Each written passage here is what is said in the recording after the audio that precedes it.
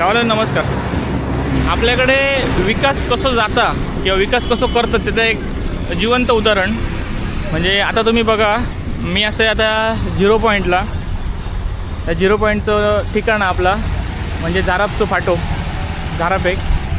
आता ह्यो जेव्हा हायवे बनलो तेव्हा तर ह्या तर लोक म्हणजे एक प्लान बिन काहीतरी असतं ना खायचं तरी एका कामाचं, की बाबा ही गोष्ट घडतली या रस्तो हा ह्यो परमनंट असता.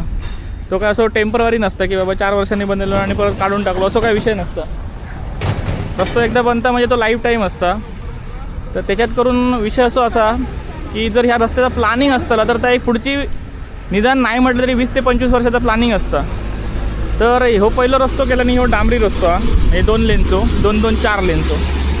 आता त्यांका सुचला आणि काय झालं तर ह्याच्यावर ब्रिज बांधतात आणि आता ह्या सिमेंटचं सगळं काम चालू आहे. म्हणजे विदाऊट एनी प्लॅन, म्हणजे प्लॅनिंग नसताना सगळ्याचं काम केलं जातं. त्यामागे हे असे अनठाई खर्च केलं जातं डबल टिबल.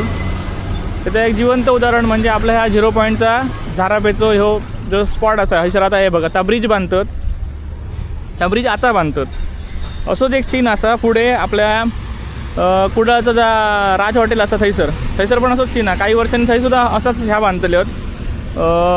काय सांगा, एखादा ब्रिज बांधायचं लागतं कारण थैसर ॲक्सिडेंट वगैरे होतात बरीचशी. ह्या तेव्हा तर किती सुचणार नाही, जेव्हा तर त्या रस्त्याचा प्लॅन असता तेव्हा तर नंतर ह्या किती सुचतं आणि नंतर हे सगळ्या गोष्टी किती होतात. म्हणजे डबल खर्च, एका खर्चात जाणारं काम डबल टिबल खर्चात केला जातं.